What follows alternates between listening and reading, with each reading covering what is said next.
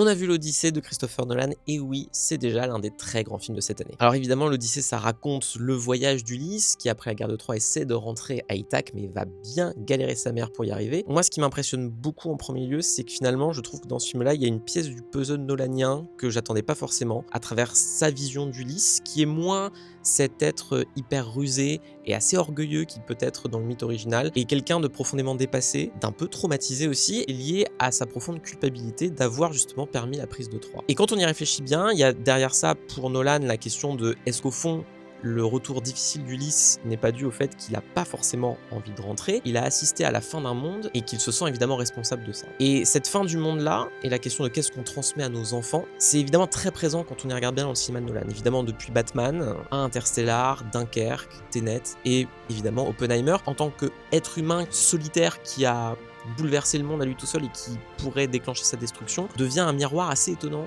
de cette vision d'Ulysse. Mais au-delà de cette dimension très intime, il y a évidemment pour Nolan l'envie aussi de faire un immense spectacle avec toute sa logistique à laquelle il nous a habitués depuis un gros moment, notamment par l'utilisation de ces immenses caméras IMAX. Et de ce point de vue